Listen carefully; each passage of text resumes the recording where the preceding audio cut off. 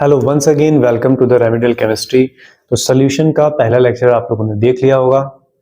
तो आज के इस वीडियो में हम लोग करने वाले हैं सोल्यूशन के फर्स्ट लेक्चर पे बेस्ड कुछ क्वेश्चंस। तो चलिए स्टार्ट करते हैं और कोशिश करें कि आपने सारी चीज़ें रिवाइज कर ली हों, फॉर्मूले आपको याद हों।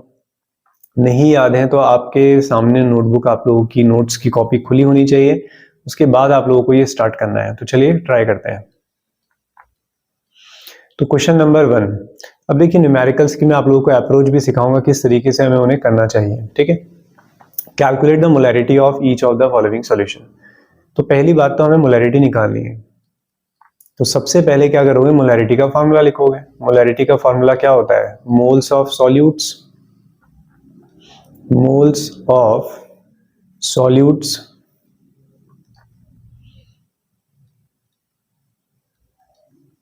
डिवाइडेड बाय, नीचे क्या आता है आपका, volume of solution in litre. ये होता है आपका फॉर्मूला, जिसको नोटेशन में हम कुछ इस तरीके से लिखते हैं, number of moles of solute divided by volume of solution in litre. Clear है? तो बेसिकली हमें नंबर ऑफ मोल्स निकालने हैं और वॉल्यूम निकालनी है, राइट। अब इसके आगे देखते हैं क्या होगा। तो फर्स्ट क्वेश्चन हमें दे रहा है 30 ग्राम ऑफ CONO3 का होल टू डॉट 6H2O। तो मास हमें दिया है, ठीक है। मोल्स कैसे निकलते हैं? Mass upon molar mass.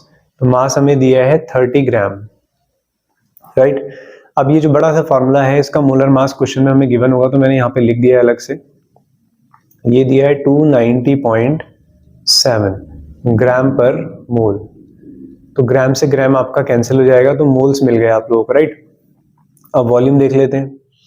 Volume भी साफ साफ नजर आ रही है, 4.3 लीटर। तो लीटर में ही है, तो कोई 1000 वगैरह से मल्टीप्लाई करने की जरूरत नहीं है।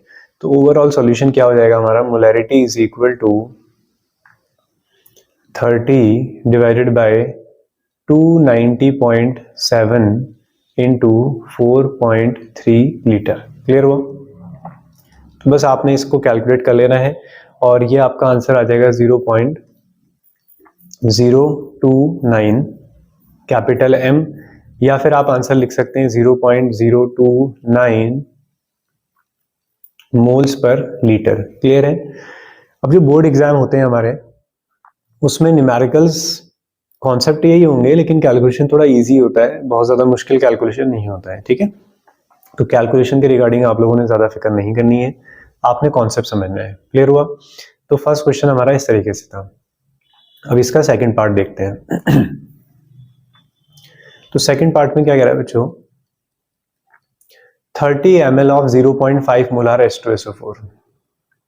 तो आपके पास H2SO4 का सॉल्यूशन है जिसकी मोलैरिटी है 0.5 मोल। ये आपके पास H2SO4 है।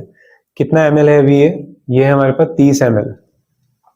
अब ये क्या कह रहा है? डाइल्यूट कर दिया जाता है इसे, 500 ml बना देते हैं इसका। इसकी वॉल्यूम बढ़ा के कितनी कर दी जाती है? 500 ml कर दी जाती है। डाइल्यूटेड 2 कह रहा है, ठीक है, 500 ml। इसकी मोलैरिटी हमें निकालनी है कि ये दूसरी वाली मोलैरिटी क्या होगी डाइल्यूशन करने से। तो मैंने आप लोगों को बताया था कि डाइल्यूशन करने पे मोलैरिटी का जो फॉर्मूला था वो होता है M1V1 is equal to M2V2। तो कॉन्सेप्ट देखते ही समझ जाना है आपको। तो पहली वाली मोलैरिटी हो गई 0.5 और पहली वाली वॉल्यूम है 30 ml। ml दोनों साइड ही है तो चेंज करने की जरूरत नहीं है। दूसरी मोलैरिटी निकालनी है और V2 आपको गिवन है कितना? 500 ml। तो ध्यान रखना लैंग्वेज पे, ये बोल रहा है डाइल्यूटेड टू 500 ml। अगर ये बताता है कि इतना ml और ऐड किया गया है तो दोनों वॉल्यूम को ऐड कर देते हैं आप, ठीक है ना। आगे आ जाए शायद ऐसा क्वेश्चन। तो बस यहाँ से आप M2 कैलकुलेट कर लेंगे तो ये आ जाएगा 0.5 डिवाइडेड बाय 500 इंटू 30। तो ये आपका आंसर सिंपली आ जाएगा 0.03 M, यानी कि मोल्स पर लीटर। क्लियर हुआ? तो जो भी क्वेश्चन आपको मिले तो पहले आपने क्या करना है, उसका फॉर्मूला लिखना है, फिर आगे आपने बाकी प्रोसेस करनी। तो ये है हमारा क्वेश्चन नंबर 2। क्वेश्चन समझना है पहले अच्छे से, ठीक है। उसके बाद आप लोगों ने सॉल्यूशन देखना है, ये नहीं कि आप पहले सॉल्यूशन ही देखने लग जा रहे हैं। If the density of some lake water is 1.25 gram per ml, ठीक है, and it contains 92 gram of Na positive per kg। तो 1000 ग्राम के अंदर 92 ग्राम हमारे पास सोडियम है, राइट। उसके बाद ये कह रहा calculate the molality of Na positive ion in the lake. तो आपने यहाँ पर मोलैलिटी निकालनी है, ठीक है। तो सबसे पहले मोलैलिटी का फॉर्मूला लिखेंगे। मोलैलिटी का फॉर्मूला लिखेंगे तो मोलैलिटी का फॉर्मूला होता है sir number of moles divided by mass of solvent in KGs, ठीक है, ओके। अब देखते हैं क्या क्या हमें गिवन है। तो मास ऑफ सॉल्वेंट तो दिया ही है यार बच्चों, है ना। ये कह रहा है आयंस पर केजी ऑफ वाटर, तो मोलैलिटी निकालते भी हम 1 केजी में, तो 1 केजी हमें दिया हुआ है, सॉल्वेंट की हमें कोई प्रॉब्लम नहीं है। अब आते हैं नंबर ऑफ मोल्स में। नंबर ऑफ मोल्स क्या होता है, mass divided by molar mass. तो मोलर मास की भी कोई प्रॉब्लम नहीं है, सोडियम है, सोडियम का मोलर मास 23 होता है। Na पॉजिटिव के चक्कर में कंफ्यूज मत होना, Na पॉजिटिव का मतलब है एक इलेक्ट्रॉन चला गया, आयन है तो मास तो चेंज नहीं होगा ना, सोडियम का मास तो इतने रहेगा क्योंकि मास आता है प्रोटॉन और न्यूट्रॉन से। तो चार्ज आने से, पॉजिटिव नेगेटिव आने से इलेक्ट्रॉनों में चेंज आता है, प्रोटॉन प्लस न्यूट्रॉन यानी कि मास में कोई चेंज नहीं आता है, ठीक है। अब हमें चाहिए मास, तो मास भी कितना दिया है, 92 ग्राम दिया है, ठीक है। तो बस हो जाएगा फिर, तो मोलैलिटी यहाँ से आप कैलकुलेट कर लेंगे। तो मास हो गया आपके पास 92 ग्राम, उसका मोलर मास हो गया 23 और डेंसिटी आपको 1 kg दी है। तो बस इसको डिवाइड कर लेते हैं और क्या है इसमें, ठीक है। तो ये 4 मोल आपका आंसर आ जाएगा, 4 मोल्स पर kg। तो देखने से थोड़ा सा डरावना लग सकता है आपको कि यार यहाँ तो आयंस बोल रहा है, लेक वाटर बोल रहा है, डेंसिटी बोल रहा है। कुछ नहीं करना है यार डेंसिटी का, अगर मोलैरिटी निकालनी पड़ती तो हम डेंसिटी का यूज कर रहे होते हैं, ठीक है। चलो नेक्स्ट देखते हैं। तो प्रॉपर तरीके से आपके नोटबुक में ये सॉल्यूशन बने होने चाहिए, ऐसा नहीं कि बार बार आप फिर वीडियोस देखें, ठीक है। मैं नहीं चाहता हूं कि आप लोग अगेन अगेन अगेन वीडियोस को देखते रहें और उससे करते रहें, क्योंकि ऑनलाइन का एक ड्रॉबैक ये है कि बच्चे रिवीजन के लिए भी वीडियोस ही देख रहे होते हैं। रिवीजन के लिए बेटा आपने नोट्स पढ़ने हैं, ठीक है। एक बार आप पढ़ लें वीडियो से, सब चीज पहले ही कंटेंट बना ले, यानी कि आप लेट के देखे ये बस उसको फिर अगली बार नोट्स बनाएंगे, ऐसा नहीं। आप चाहे 1 ही घंटा उस वीडियोस को देखें, एक दिन में 2 ही लेक्चर आप लोगों के कंप्लीट हों, लेकिन प्रॉपर तरीके से हों, दोबारा आपने नहीं आना है उस पर, ठीक है। बहुत रेयर केस में ही आना है। चलो, तो will the molarity of solution at 50 degree Celsius be same, less और more than at 25 degree Celsius. तो पहला क्वेश्चन ये पूछा गया है इसके अंदर। तो ये कह रहा है कि क्या 50 डिग्री सेल्सियस पर और 25 डिग्री सेल्सियस पर जो मोलैरिटी है वो सेम होती है या नहीं होती है। तो देखिए मोलैरिटी का फॉर्मूला आप सब जानते हैं कि sir number of moles upon volume, और अगर टेम्परेचर बढ़ा तो चीजें फैल जाती हैं, मतलब वॉल्यूम बढ़ेगी, तो मोलैरिटी क्या हो जाती है, कम। इसका मतलब हाई टेम्परेचर वाली की मोलैरिटी कम होगी और M2 की क्या होगी, ज्यादा। तो ये रहने वाला है, ठीक है।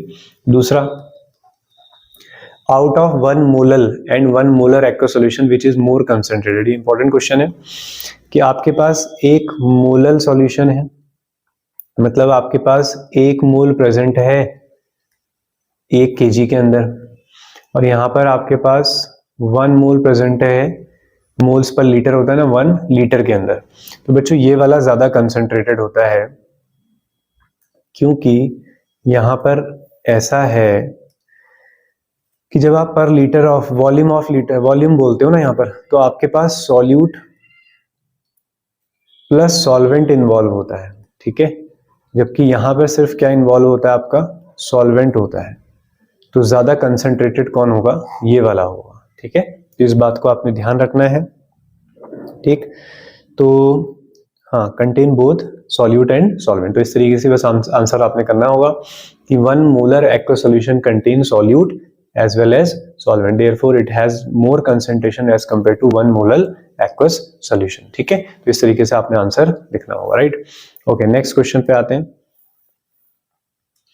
तो ये रहा अगला सवाल आप लोगों की कंप्यूटर स्क्रीन पर। तो delta H of ammonium chloride, तो ये कह रहा है कि अमोनियम क्लोराइड के लिए जो डेल्टा H है वो ग्रेटर देन 0 आ रहा है। ग्रेटर देन 0 का मतलब क्या होता है, पॉजिटिव। पॉजिटिव का मतलब प्रोसेस कैसी है, एंडोथर्मिक है, ठीक है। तो what is the effect of temperature on it's solubility.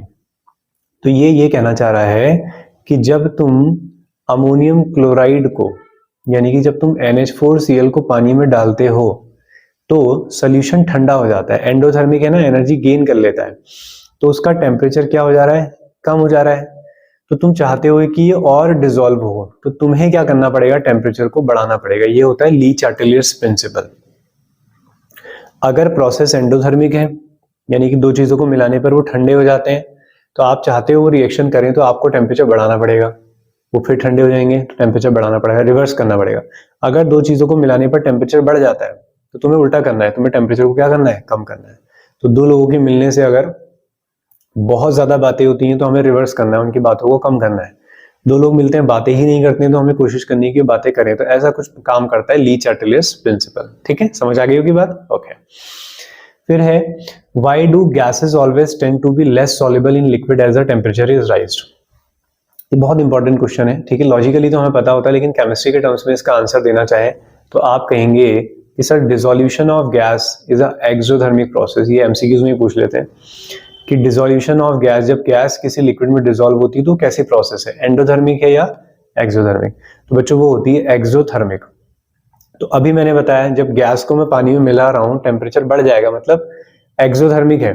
तो मुझे और उसे घोलना है तो टेम्परेचर बढ़ाने की जरूरत नहीं, उसका उल्टा करना है, टेम्परेचर क्या करना पड़ेगा, कम। और आप जानते भी हैं कि अगर हम टेम्परेचर बढ़ाएंगे तो हमारे इसमें जो भी लिक्विड के अंदर गैस है वो तो निकलने लग जाएगी। जैसे कोल्ड ड्रिंक है, जितनी ठंडी होगी उतनी कार्बन डाइऑक्साइड गैस होगी। टेम्परेचर बढ़ाओगे, कोल्ड ड्रिंक को गर्म करोगे तो उसमें से गैस बाहर निकल जाएगी। तो ये पॉइंट याद रखना बेटा। ठीक है, ये वाला पॉइंट आप याद रखेंगे कि ये कैसी प्रोसेस होती है, एक एक्सोथर्मिक प्रोसेस होती है। Right, okay next. तो फर्स्ट चैप्टर में तो हमारे पास ऐसे कोई न्यूमेरिकल ज्यादा थे नहीं, तो ये बहुत ही बेकार कलर है। ओके, तो ये कह रहा है कि among the following compounds identify which are insoluble, partially soluble and highly soluble in water. तो ये तो क्वेश्चन हम देख लेते हैं, कब से आया भी नहीं है और कहीं ना कहीं इसमें थोड़े 11th के कॉन्सेप्ट भी यूज होते हैं। तो चलिए समझते हैं, काफी सारे इंटरेक्शन समझने को तुम्हें मिल जाएंगे। पहला है फिनॉल।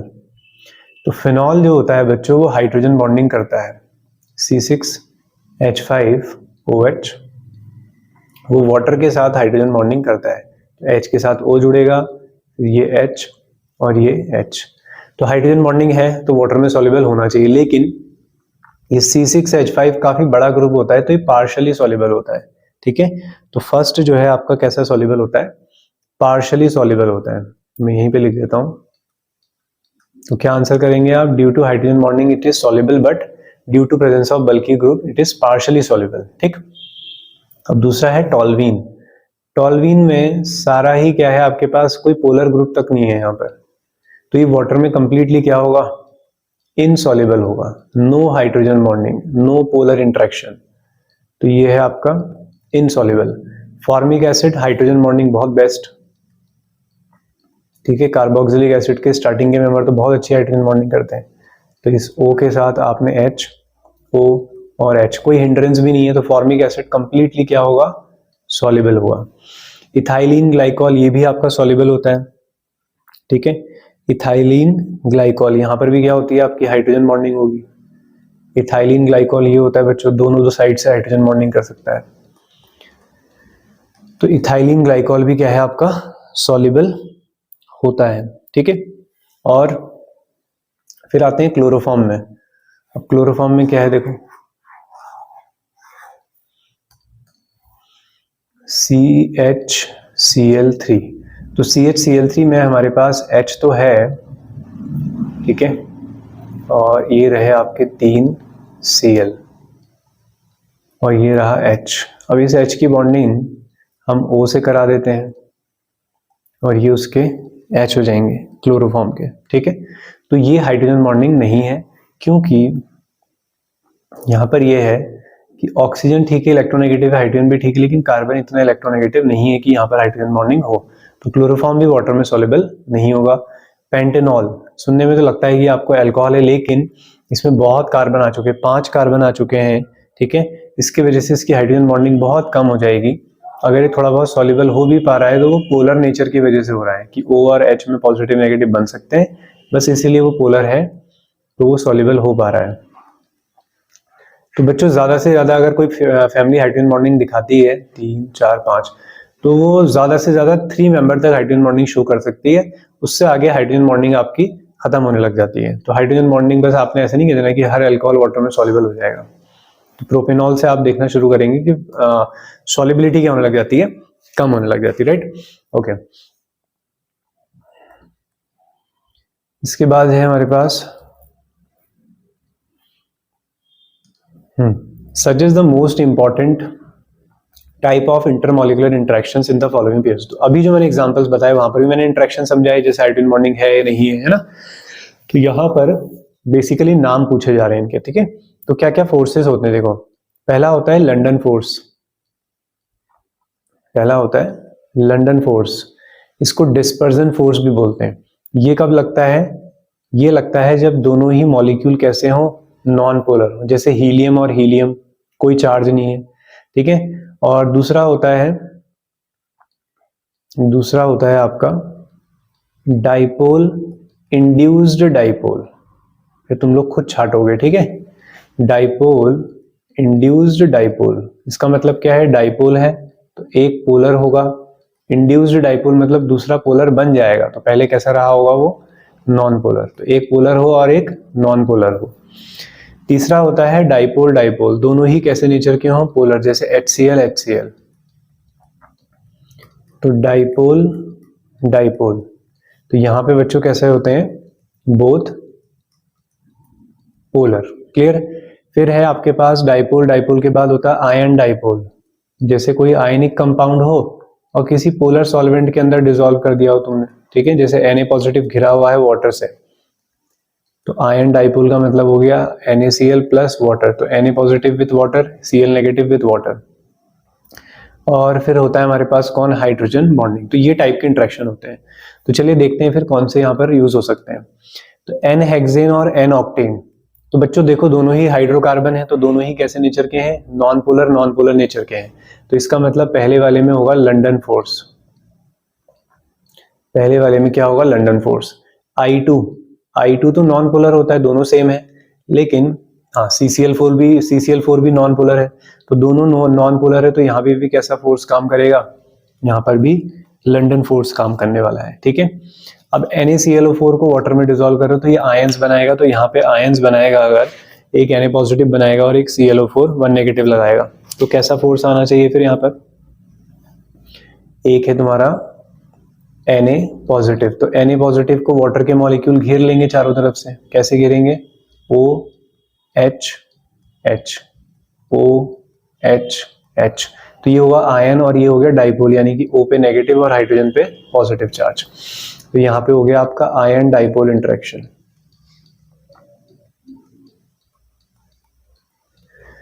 फिर है एसीटोनाइट्राइल और एसीटोन। अब देखो एसीटोनाइट्राइल ये होता है CH3C≡N,